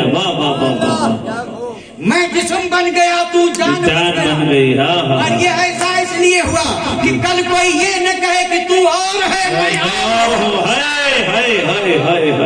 اور یہاں اس کی سند رب نے قرآن میں دی ہے، کیا بات ہے، وہ جو غار میں وہی اتری تھی، وہی جس میں رب نے فرمایا ابو بکر صدیق کو جب مشرکین کے قدم نے، میں واقعہ عرض نہیں کر رہا ہوں صاحب، اگر میں واقعات میں جاؤں تو ہماری عمریں بسر ہو جائیں، ابو بکر کے واقعے ختم نہیں ہوں گے۔ کیا بات ہے، حق۔ میں نے ابھی ایک بھی واقعہ عرض نہیں کیا، جی جی جی کوئی ضرورت نہیں ہے، کیونکہ واقعات سب کے ذہن میں ہیں۔ جی شب ہجرت جی، غار میں جب گئے نا، اور کوئی بیان کرنے والا ہو تو غار تک پہنچاتے پہنچاتے مہینے گزر جائیں، بے شک، گزریں گے کہ نہیں؟ جی جی، بے شک۔ ابو بکر صدیق کے گھر سے لے کے غار تک یہ سفر جو ہے نا، یہ سفر ویسے تو 2 لفظوں میں بیان کر دیتے ہیں۔ گھر سے چلے، پہاڑ کے پاس پہنچے، ابو بکر نے مصطفیٰ کو کندھے پہ اٹھایا، اٹھا کر کے چڑھے، غار پہ پہنچے، پہلے خود گئے، غار کو صاف کیا، سوراخ بند کیے، ایک پہ ایڑی دی، ایڑی میں سانپ نے کاٹا۔ یہ جتنے جملے بولا ہوں یہ ایک ایک جملہ ایک تقریر ہے، ایک ایک جملہ ایک تقریر ہے، لیکن ہو کوئی بیان کرنے والا، ہو کوئی روحانیت کا تاجدار، صدیق اکبر کا وفادار، ہو کوئی صحابہ کا جانشین، نعرہ تکبیر، نعرہ رسالت، جشن صدیق اکبر، شان صدیق اکبر، سبحان اللہ سبحان اللہ، واہ واہ واہ واہ۔ یہ کوئی معمولی چیز نہیں ہے، سفر ہے، سفر، اس کو کہتے ہیں سفر ہجرت، اور ایک سفر معراج۔ یا رسول اللہ، یہ سفر ہجرت، سفر معراج، معراج کے سفر میں بھی ساتھی، ہجرت کے سفر میں ساتھی، کیا بات ہے، واہ حضرت واہ، سبحان اللہ۔ اور اگر اس کو جملوں میں عرض کروں تو راتیں 2، باتیں 2، ساتھی 2۔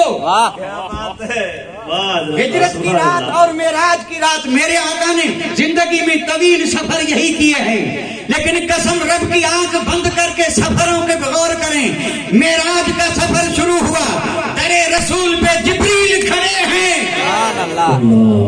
سوچا ہی نہیں آپ نے، معراج کا سفر شروع ہوا، درے رسول پہ جبریل کھڑے ہیں، اور ہجرت کا سفر شروع ہوا، ابو بکر مصطفیٰ کھڑے۔ اللہ اللہ اللہ اللہ اللہ اللہ اللہ، ہائے ہائے وہاں بھی جبریل نے دروازہ کھٹکھٹایا تھا، آئے تھے، جگایا تھا، اور یہاں بھی میرے آقا آئے تھے اور دروازہ کھٹکھٹایا، ابو بکر تیار نظر آئے۔ ہائے ہائے میرے آقا نے فرمایا ابو بکر ہجرت کی اجازت مل چکی، فرمایا سب کچھ تیار ہے، سواری کے لیے سامان بھی تیار، اونٹنیاں بھی تیار، میں بھی تیار۔ ہائے ہائے فرمایا ابو بکر ہجرت کی اجازت رب نے دی، پیغام جبریل لایا، رب نے کہا میں نے سنا تیسرے کو پتا نہیں، تجھے پتا کیسے چلا کہ تیار ہے؟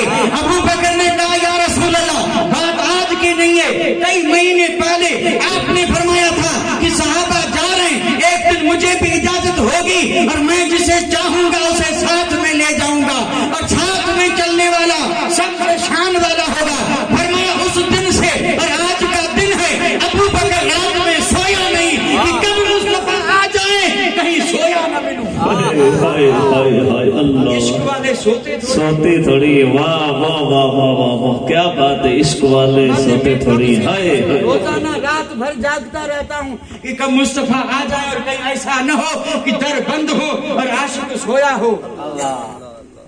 عاشق کو نیند آتی نہیں،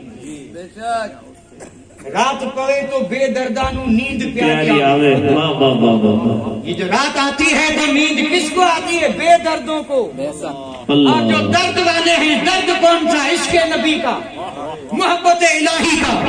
یہ جنون کی شکل جب اختیار کرتا ہے تو رات پوے تو بے دردانو نیند پیاری آوے، اور ہائے ہائے ہائے، درد مدانو یاد سجن دی ستیا آن جگاوا۔ اللہ اللہ اللہ، اور جو درد والے ہیں وہ جب سونے کا ارادہ کرتے ہیں تو پھر سجن کی یاد آتی ہے اور جگا دیتی ہے۔ کیا بات ہے، کیا بات ہے، بہت اچھے بہت اچھے۔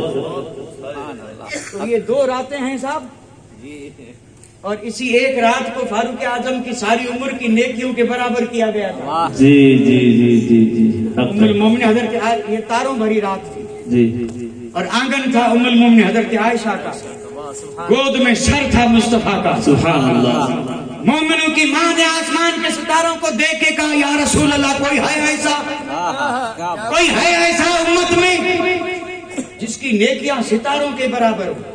ام المومنین کا یقین تھا کہ مصطفیٰ یہ بھی جانتے ہیں کہ ستارے کتنے ہیں، واہ واہ واہ، جو ستاروں کو جانے زمین آسمان پہ، زمین پہ جو امتی ہیں انہیں نہیں جانتے۔ بے شک جانتے، حق۔ فرمایا جتنے آسمان میں ستارے اتنی کسی کی نیکیاں ہیں، تو میرے آقا نے فرمایا عمر کی، فرمایا اتنی نیکیاں میرے عمر کی۔ ام المومنین تو یہ ارادہ کر رہی تھی کہ میرے والد کا نام لیں گے، اور میرے آقا نے نام لے لیا فاروق اعظم کا، تو رہا نہ گیا، عرض کرنے لگی یا رسول اللہ پھر میرے والد؟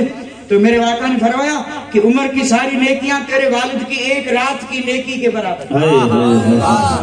میں اس ایک رات کی بات کر رہا ہوں۔ میں نے کہا نا یہ سفر دو لفظوں میں بھی بیان کیا جاتا ہے، اور اگر سفر بیان کریں تو یہ صرف غار تک، کہاں تک؟ غار تک کئی مہینے درکار ہیں، لیکن ہم جیسے نہیں ہو، بیان کرنے والے ہوں فیض یافتہ، بے شک، کیونکہ قدم قدم پہ معجزے حق ہیں یا نہیں؟ میرے آقا نے یہ کیوں کہا، قبول کر لیا کہ ابو بکر اٹھا لے، جی، اور صدیق اکبر نے نبوت والا بوجھ کندھے پہ اٹھا لیا۔ ابو بکر صدیق نے مصطفیٰ کو اپنے کندھے پہ بٹھایا، اور پھر سیدھا راستہ نہیں تھا، پہاڑ پہ چڑھنا ہے، 3 کلومیٹر چڑھائی۔ آج سیڑھیاں بن چکی ہیں، پھر بھی جوان ہانپتے کانپتے کئی جگہ بیٹھتے ہیں، ٹھنڈا پیتے ہیں، جی، سانس لیتے ہیں، اور پھر جب واپس اترتے ہیں تو حال کیا ہوتا ہے، کئی دن اٹھ بھی نہیں سکتے، بہت مشکل ہے۔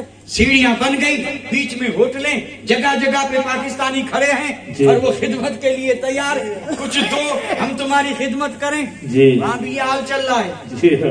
آج سیڑھیاں ہیں تب سیڑھیاں نہیں تھی، آج راستے بنے ہیں تب راستے بنے نہیں تھے، آج جانے والے جوان کوئی سامان بھی ساتھ میں نہیں، دن کے اجالے میں جا رہے ہیں، اس وقت کانٹے تھے، نوکیلے پتھر تھے، راستہ نہیں تھا۔ ابو بکر کی ذات ہے، مصطفیٰ کندھے پہ سوار ہیں اور ابو بکر جا رہے ہیں، غار تک لے گئے۔ یہ طاقت کہاں سے آئی؟ اگر کوئی سمجھے نہ سمجھے تو میں صرف اشارہ کروں گا۔ اس طرح کوئی بچے کو کندھے پہ بٹھائے نا، چھوٹے بچوں کو بٹھاتے ہیں لوگ، اونٹ بن جاتے ہیں، दोनों हाथ पकड़ लेते हैं और उसके पांव आगे लटकते हैं, और जब पांव लटकते हैं तो एड़ियां कहाँ घिसती हैं? अबू बकर की एड़ियां कहाँ थी? और जहां पर एड़ियां लग रही थी ना, वहीं से ताकत भी आ रही थी पूरे जिस्म में। गार तक पहुंच गए, गार तक पहुंच गए। ले करके मेरे आका ने भी कबूल फरमाया कि उठा लो। क्यों है? इस क्यों का कोई जवाब है? बेशक है। वो जवाब ये है कि मेरे आका जानते थे कि ये नबूवत की तासीर है। मुस्तफा जाने रहमत की शान ये थी, ये जो ये नरम रेत, गीली मिट्टी, जिस पे एक आम आदमी का कदम पड़े तो निशान पड़ जाए, ऐसी जगह पे मेरे आका का कदम पड़ता, निशान नहीं पड़ता था। जहां औरों का निशान पड़े, नबी का निशान, और जब मेरे आका पत्थर पे कदम रखते निशान पड़ जाता।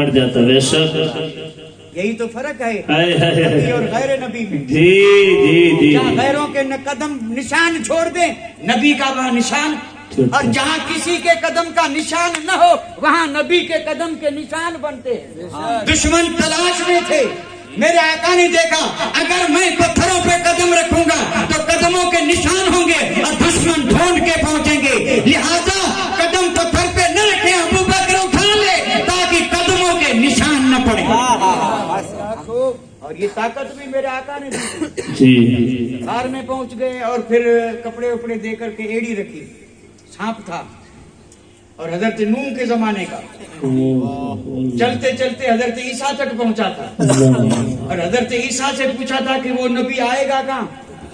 तो हजरत ईसा ने फरमाया आएगा मक्के पाक में और 3 दिन रहेगा फला गार में। सांप उस गार में बैठा था, बरसों से इंतजार था कि महबूब आए और जियारत करूं, और जब आए हैं तो रास्ते बंद है। अबू बकर ने सारे सुराख बंद कर दिए, कपड़े फाड़ फाड़ के एक पे रख दी एड़ी, और एड़ी रख दी तो फिर सांप ने काटा। यहाँ एक बात बड़े हल्के अंदाज में अर्ज कर दूं, शायद आप हजरात में से किसी को इसका तजुर्बा हो या न हो। सांप के दांत होते हैं कि जिससे जमीन खोदे, जिसे चूहा खोदता है? नहीं होते, नहीं होते। सांप के पैर होते हैं कि जमीन खोदे? तो ये जो पहाड़ में पत्थर में वो सुराख कर रहा है, ये सुराख बना कैसे? क्या बात है, बहुत अच्छा। ये सांप को, ये उसने खुद सुराख बनाए थे, और सांप भी सुराख बनाते हैं और पत्थरों में। तो ये जो सांपों के माहिर हैं वो बताते हैं, उनसे पूछिए। अल्लाह ताला ने सांप को उसकी फूंक ये ताकत रखी है कि सांप अगर पत्थर पे फूंक मारे तो पत्थर राख बन के और बिखर जाता है। और ये सांप जो सुराख बनाता है, फूंके मार मार के सुराख बनाता है, ये उसके जार में असर है। पत्थर भी राख बन जाता है, उसकी फूंक में असर है। उसने फूंक मारी, पत्थर जो है वो पिघल के हट गया, सुराख बनता गया। तो वो सांप जो फूंक से पत्थर को क्या कर दे, राख बना दे। वो जो कपड़े लगे थे वहां फूंक क्यों नहीं मारी? बहुत अच्छे, बहुत अच्छे। इसकी फूंक से पत्थर पिघल जाए, सुराख बन जाए। और आज हर सुराख पे गया, कपड़ा दे के वापस आ गया, फूंक क्यों नहीं मारी? इस राज को औलिया ने समझाया। वो फरमाते हैं फूंक से वो भी इस सुराख को हटा करके और पहुंच सकता था, लेकिन सांप को भी कयामत तक आने वालों को बताना था कि मुझे वहां सुराख जो है कपड़े हटा करके नबी तक नहीं पहुंचना है। दुनिया को ये बताना है कि अगर नबी के कदमों तक पहुंचना है तो पहले अबू बकर के कदम चूमने पड़ेंगे।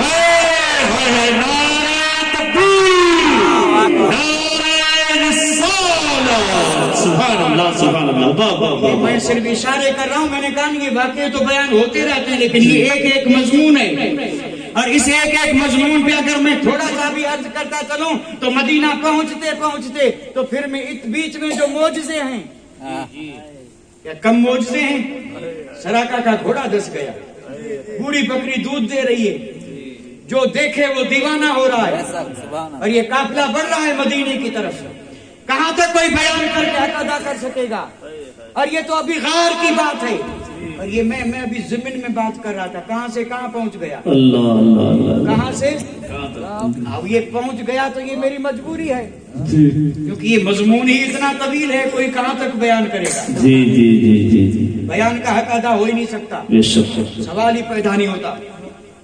میرے آقا غار میں، ابو بکر صدیق غار میں، پہلے کون گیا؟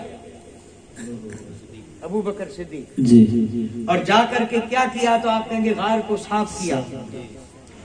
درس اس میں یہ تھا کہ ہر مومن کا دل جو ہے نا وہ غار ہے، غار جب صاف ہوگا تو مصطفیٰ تشریف لائیں گے، اور اس غار کو صاف کرنے کے لیے پہلے اس میں ابو بکر کو بٹھانا پڑے گا۔ کیا بات ہے، سبحان اللہ سبحان اللہ، کیا بات ہے۔ اگر کوئی چاہے کہ مصطفیٰ راضی ہو جائیں، خدا راضی ہو جائے، بندگی قبول ہو جائے، جنتی بن جاؤں اور دل میں یاد خدا اور یاد مصطفیٰ کا بسیرا ہو جائے، دل مدینہ بن جائے، محبت رسول کا مدینہ بن جائے، اور بنانے والے تیرا دل بھی غار ہے، جب تک اس غار کو ابو بکر کی محبت سے صاف نہیں کرے گا اس میں مصطفیٰ جلوہ گر نہیں۔ نعرہ تکبیر، نعرہ رسالت، گلی گلی نگر نگر، گلی گلی نگر نگر، ابو بکر بابا سبحان اللہ۔ سب سے افضل نبیوں کے بعد سب سے افضل، اور اگر افضل نہ ہوتے تو 17 دن میرے آقا نے اپنے مصلے پہ کس کو کھڑا کیا تھا؟ کیا بات ہے، واہ واہ سبحان اللہ۔ 17 دن میرے آقا کی حیات پاک میں، یہ وہ بیماری جس میں آخری بیماری جس میں میرے آقا کا وصال ہوا، جی اور وصال کے وقت جو حال ہوا بخاری شریف پڑھ کے دیکھیں، میرے آقا اٹھ کر کے بیٹھتے، غشی تاری ہو جاتی، اور جب ذرا سا افاقہ ہوتا صحابہ سے کہتے کہ مجھے ذرا سہارا دے کے مسجد میں لے چلو، میں مسجد میں نماز پڑھاؤں۔ یہ ہے نماز، اور یہ ہے مصطفیٰ، اور ایک نماز میں آئے بھی تھے، جی لیکن جب اٹھنے کی طاقت بظاہر چونکہ یہ جسمانی یہ بشری تقاضا تھا، جماعت پوری کی پوری تیار ہے، مصلی مصطفیٰ خالی ہے، حجرے میں میرے آقا نے دیکھا جماعت کا وقت ہو چکا، بلال آئے کہنے لگے یا رسول اللہ جماعت کا وقت ہو چکا ہے، قربان جاؤں ابو بکر تیری عظمت پر۔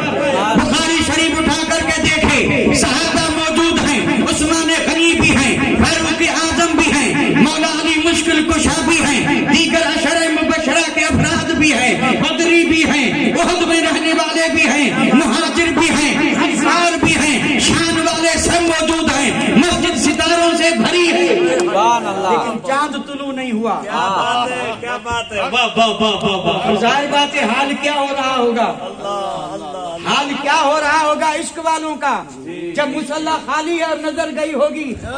روز تو آ جاتے تھے، آج نکل نہ سکے مولا خیر، لیکن رب کے کام سب حکمت والے۔ بلال آئے ہیں، عرض کرنے لگے یا رسول اللہ وقت جا رہا ہے، صحابہ سب صفیں باندھ کر کے منتظر ہیں نماز پڑھانے کے لیے۔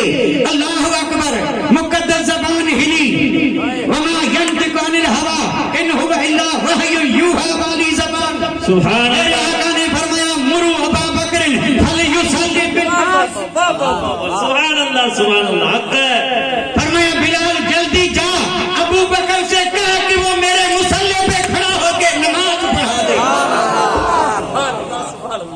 ابھی بلال وہاں سے ہٹے بھی نہیں تھے، مومنوں کی ماں ام المومنین حضرت عائشہ صدیقہ عرض کرنے لگی یا رسول اللہ میرے ماں باپ آپ پہ قربان جائیں، میرے والد بڑے نازک دل ہیں، بڑے عاشق ہیں، آپ کا مصلی خالی دیکھیں گے اور جب مصلی پہ جائیں گے انہیں رونا آ جائے گا، آواز نکلے گی نہیں، دل بھر جائے گا، کیونکہ جس جگہ کو مصطفیٰ کی جگہ خالی دیکھیں اور ابو بکر روئے نہیں، تڑپے نہیں، ہو نہیں سکتا۔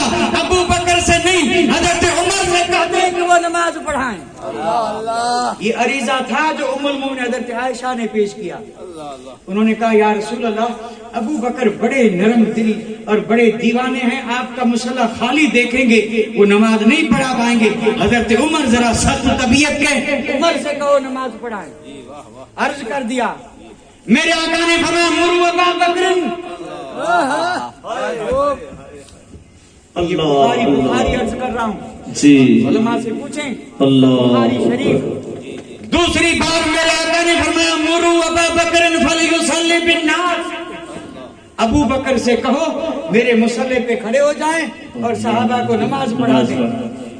اب جب دوسری بار کہا تو روایت میں آتا ہے حضرت ام المومنین حضرت عائشہ دوڑ کر کے حضرت ام المومنین حفصہ کے پاس گئیں جو حضرت عمر کی بہن ہے، ازواج مطہرات میں سے ہیں. ام المومنین حضرت حفصہ کے پاس گئیں اور کہنے لگی کہ میرے آقا سے میں نے 2 بار عرض کیا، میری بات نہیں مانی، ذرا آپ چل کر کے کہیں کہ وہ حکم دیں تیرے حضرت عمر کو کہ وہ نماز پڑھائیں.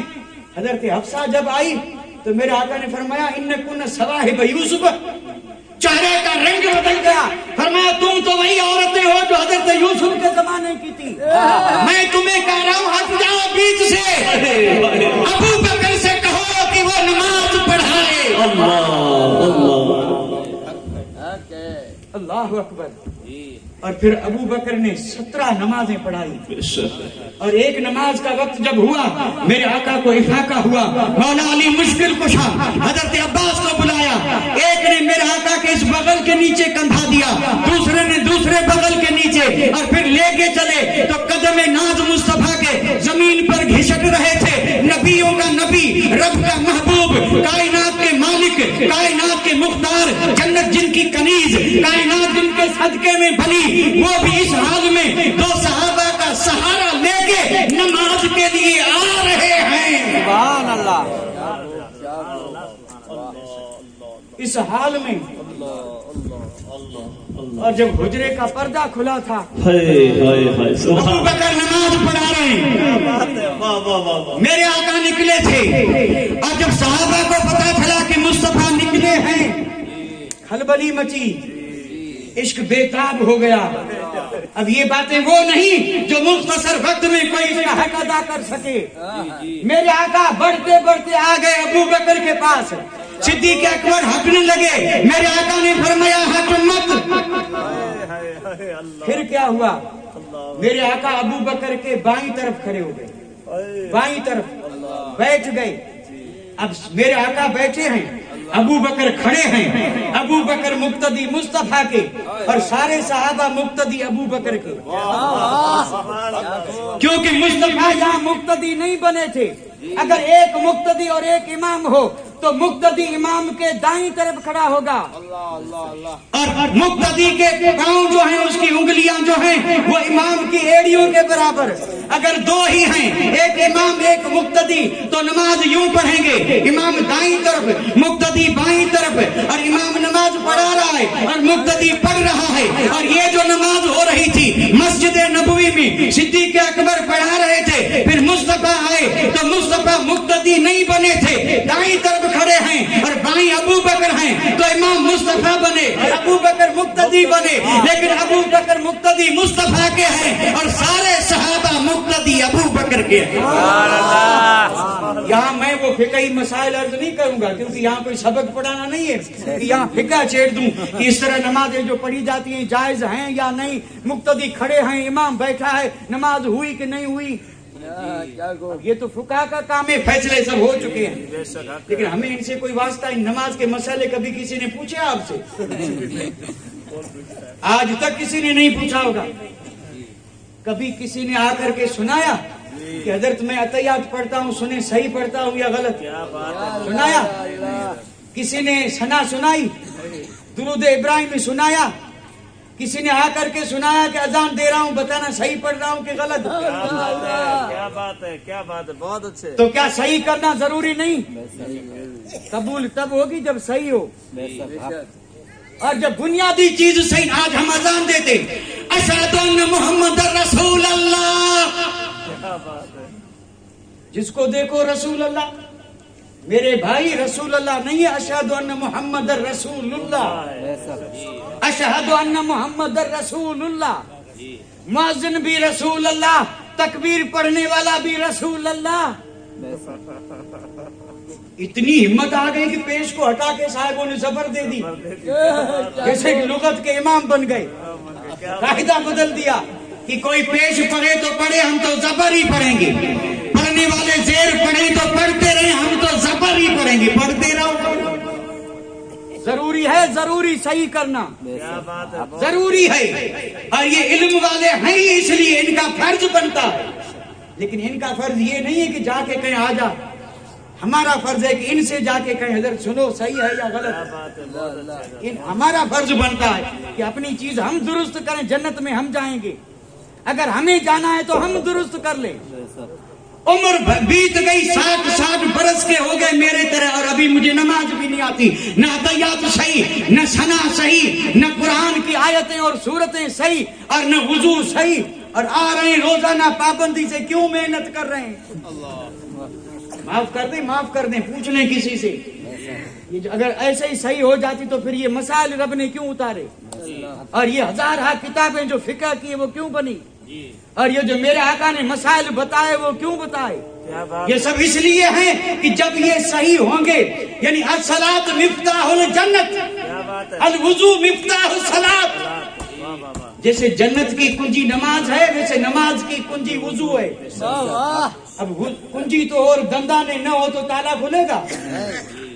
कुंजी तो आपके पास है, लेकिन ये कुंजी में जो दांते होते हैं ना, दंदाने, उसी से ताले खुलते हैं। दंदाने नहीं है तो उम्र भर घुमाते रहो, ताला नहीं खुलेगा। यहाँ चाबियां लेके रात दिन घूम रहे हैं, दंदानों का कोई पता नहीं।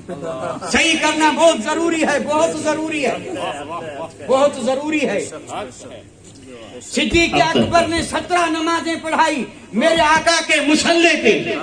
वाह वाह, सुभान तो अल्लाह। जो मेरे आका की हयात में मुसल्ले पे खड़ा कर दिया गया हो वो सबसे अफजल नहीं तो और क्या। सुभान अल्लाह। अब हजरात मैं आपकी खिदमत में अर्ज कर दूं, जहाँ तक मेरा ख्याल है काफी वक्त हो चुका और मैं अभी तमहीद में था।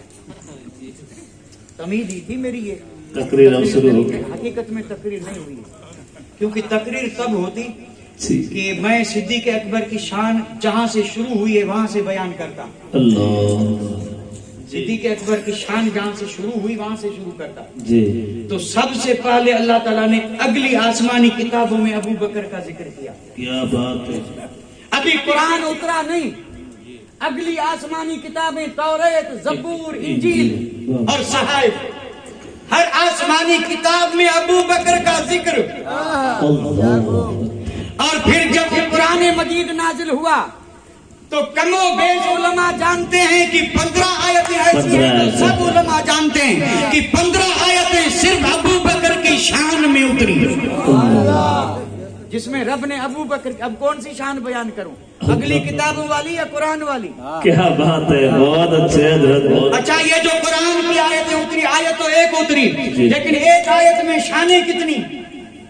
आयत तो एक है, एक आयत में अबू बकर की शानें कितनी? मैं जरा एक आयत पढ़ लेता हूँ, आप उस पर जरा गौर फरमा लें। जहाँ शान होगी रुक जाऊंगा, फिर पढ़ूंगा तो दूसरी शान, फिर पढ़ूंगा तो तीसरी शान, फिर पढ़ूंगा तो चौथी शान। आयत एक है, शानें कई हैं। आयत उतरी थी अबू बकर के शान में, वसयुजन्नबुल अतक़ल्लज़ी युअती मालहु यतज़क्का वमा लिअहदिन इन्नहु मिन निअमतिन तुजज़ा इल्ला इब्तिग़ा वजहि रब्बिल आला वलसौफ़ यरदा। आयत तो एक है, शानें कितनी? आयत तो एक ही है ना, लेकिन शानें कितनी? और इसी में अतका वाली शान भी आई। क्या बात है, सुभान और इसमें अल्लाह। रब के राजी होने की सनद भी आई। क्या बात है। ताने दिए थे मक्के वालों ने, बरात गाजी नाजिल की रब ने। क्या बात सारी है। शानें इसी आयत में। तो 15 तो आयतें ये हैं, अगर एक आयत पढ़े तर्जुमा करें तो भी घंटा तो लगेगा कि नहीं? इज़ा खरजहुल्लज़ीना कफ़रू सानिया इस्नैनि इज़ हुमा फिल गार अल्लाह। इज़ यक़ूलु लिसाहिबिही वाह वाह वाह ला वाह। तहज़न इन्नल्लाह माना। इन्नल्लाह, यहाँ मेरे आका ने ये नहीं फरमाया कि अबू बकर घबरा मत, मेरा रब मेरे साथ है, फरमाया मेरा रब हमारे साथ है। यही है वो फनाइयत जिसको कुरान ने जिक्र किया। 181 हदीसें, 181 हदीसें सिर्फ अबू बकर की शान में। और उन हदीसों में जो मेरे आका ने शान बयान की है, अल्लाह अकबर, एक एक हदीस पढ़े, 1 घंटे की तकरीर करें, सजाएं दूसरी रात दूसरा जलसा हो, हिम्मत तो کیا بات ہے، سبحان اللہ سبحان اللہ اس کی ایسی حدیثیں ہیں، سبحان اللہ اللہ سبحان اللہ، لاجواب بھائی ان لاجواب. حدیثوں میں یہ حدیثیں بھی ہیں، جی جی جی جی سبحان اللہ. یہ حدیثیں بھی ہیں. میرے آقا نے صحابہ سے پوچھا تھا تم میں کوئی ایسا ہے کہ جس نے صبح اس حال میں کی ہو کہ روزے سے ہو؟ کوئی نہیں اٹھا. جی ابو بکر اٹھے، واہ واہ واہ پھر واہ. بیٹھے. میرے آقا نے فرمایا کوئی ہے ایسا جس نے آج کسی یتیم کے سر پہ ہاتھ رکھا؟ ابو بکر اٹھے. سبحان اللہ. کہنے لگے میں یا رسول اللہ. بے شک. میرے آقا نے فرمایا آج کوئی ایسا ہے جس نے صبح اٹھنے کے بعد کسی جنازے کو کندھا دیا؟ ہائے ہائے، کوئی نہیں اٹھا. ابو بکر اٹھے. کیا بات ہے. میرے آقا نے فرمایا دیوانو ہے کوئی ایسا؟ من اصبح منکم، حدیث نہیں پڑھ رہا ہوں، ترجمہ کر رہا ہوں. ساتھی سے پڑھیں گے تو اب وقت تو کامل ہو چکا ہے. میں آپ کا وقت لے رہا ہوں، دے نہیں رہا، جی دے دیا لے رہا ہوں. جی کیا بات ہے. اور وہ بھی آپ کی اجازت. جی اور اگر وقت ہو چکا ہو تو کوئی ہلکا سا اشارہ کر دے، مجھے صرف ایک لفظ بولنا پڑے گا اور وہ بولنے میں میں بڑا ماہر ہوں. اچانک بول دیتا ہوں، آپ کا جب جی چاہے تو بولے. اچانک بول دیتا ہوں. میرے آقا نے فرمایا ہے کوئی جس نے کسی بیمار کی بیمار پرسی کی ہو؟ ابو بکر ابو بکر اٹھے. بے شک. جو سوال میرے آقا نے کیا ہر سوال پہ ابو بکر اٹھے.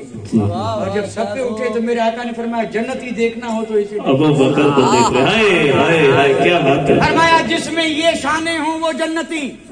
اور یہاں میرے نبی کے پوچھنے سے غرض یہ تھی، نبی جانتے تھے کہ یہ سب کام ابو بکر کر کے آیا ہے، لیکن پوچھا اس لیے تھا کہ قیامت تک آنے والے جنت کی آرزو تو بہت رکھیں گے، لیکن بتا دیا جائے کہ جنت میں جانا ہے تو یہ کرنا پڑے گا.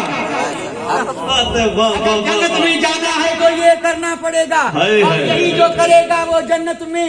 اور یہاں بیمار کرا رہے ہیں اور قریب سے جا رہے ہیں. کسی میں اتنی بھی ہمت نہیں کہ جا کے پوچھے کیسے ہو، کیسے ہو. کیا بات ہے. اور کہتے ہیں ہمیں کیا تمہیں کیا، تو کل بھی کوئی کہے گا ہمیں کیا. کیا اللہ. جیسے کو تیسا. واہ واہ واہ واہ. آج ہم کہہ رہے ہیں ہمیں کیا، تو کوئی وقت آئے گا کہ کوئی ہو سکتا ہے کہہ دے کہ تو جان تیرا کام ہمیں کیا. اللہ. پھر کہاں جائیں گے؟ اللہ. صحابہ کا مجمع.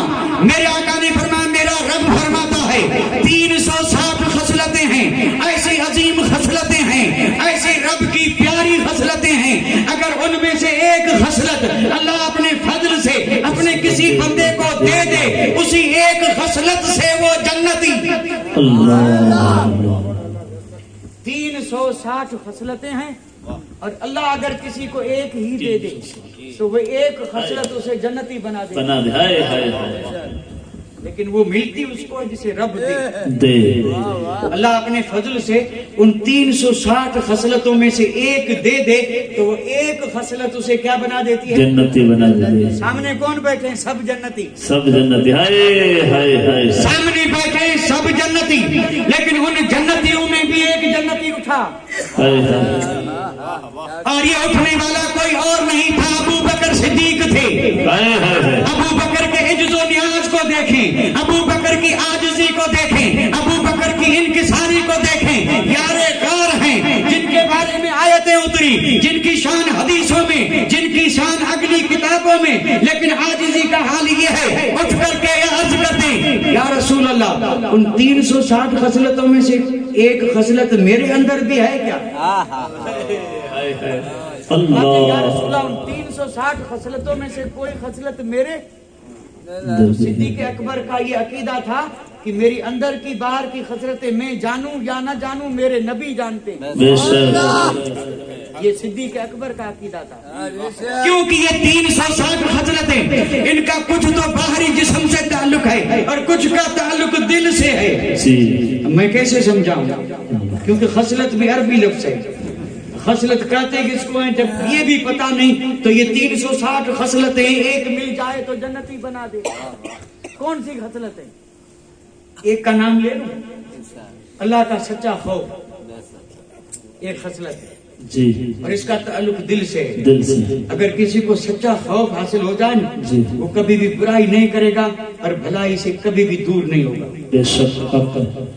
صرف ایک خصلت خدا کا سچا خوف جنتی بنا دیتا ہے.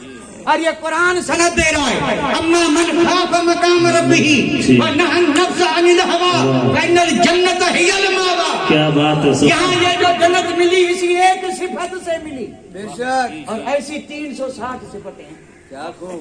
تو ابو بکر صدیق نے فرمایا یا رسول اللہ ان میں سے کوئی میرے اندر بھی ہے؟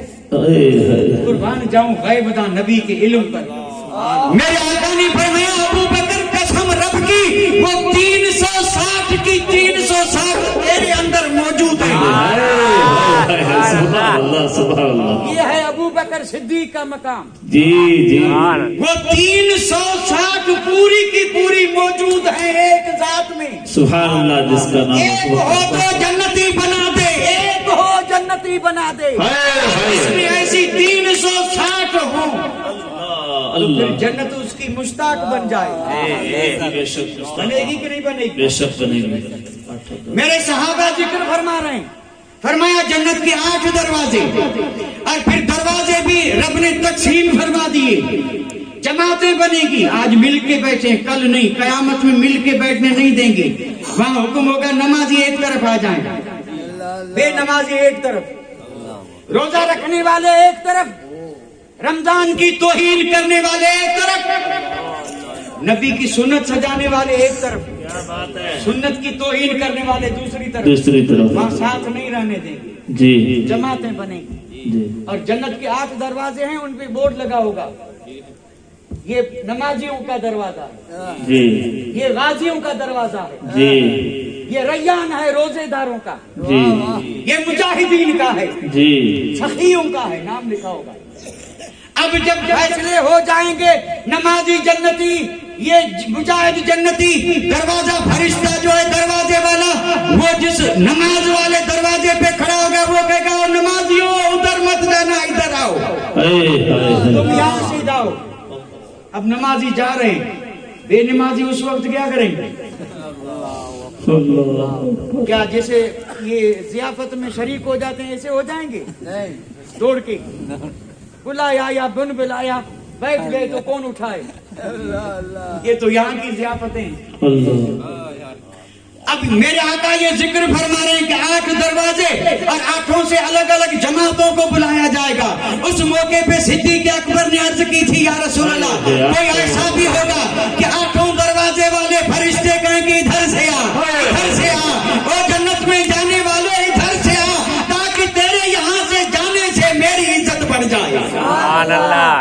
میرے آقا نے فرمایا ابو بکر تو ہی ہوگا کہ یہ فرشتے 8 دروازوں سے تجھے بلایا جائے گا اور پھر تیری مرضی جس دروازے سے چاہے چلا جائے, جس دروازے سے چاہے چلا جائے. بس آخری بات, ابو بکر کے لیے کوئی در بند ہے ہی نہیں, کیا یہاں نہ وہاں. واہ. جنت کے دروازے بھی کھلے ہیں, اور جب آئے تھے میرے آقا کے دروازے پہ تو نبی نے اس وقت بھی دروازہ کھول دیا. سیدنا صدیق اکبر کا وصال ہوا فراق نبی میں. ایسے سچے عاشق تھے, میرے آقا نے وصال فرمایا, صحابہ فرماتے ابو بکر پگھلنا شروع ہو گئے, جسم برف کی طرح پگھلتا رہا. 2.5 سال یا 2.25 سال بھی نہیں ہوئے, فراق نبی نے ابو بکر کو اتنا نگھال کر دیا کہ آخری وقت آ گیا. اور جب آخری وقت آیا تو آپ نے ام المومن سے پوچھا جانتی ہو میری عمر کتنی ہے؟ تو انہوں نے کہا 63 برس. فرمایا الحمدللہ. فرمایا دن کون سا ہے؟ کہا پیر کا. کہا میرے آقا کا وصال کب ہوا؟ کہا پیر کا. کہا الحمدللہ. اب یہ تھی سنت, میرے نبی کی سنت کی پابندی. اور پھر یہ ساری چیزیں پوچھی, جب فرمایا سب سنت تو حضرت علی کو بلایا, مولا علی مشکل کشا کو بلایا, صدیق اکبر نے بلایا اور فرمایا علی وصیت سن. اب وصیت کیا کر رہے ہیں؟ فرمایا جب میرا وصال ہو جائے غسل دے کے کفن پہنا کے گاوارا تیار کر لو تو ایک کام کرنا, میری وصیت ہے. تو صحابہ کہنے لگے کہ وصیت کیا ہے؟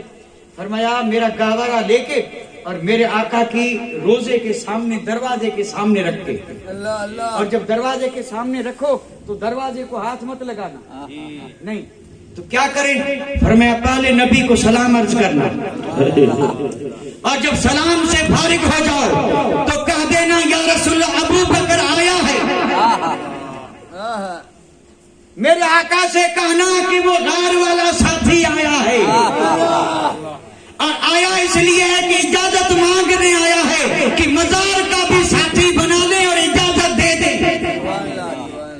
اب بتائیے، نبی تو زندہ ہیں، ابو بکر بھی زندہ ہیں۔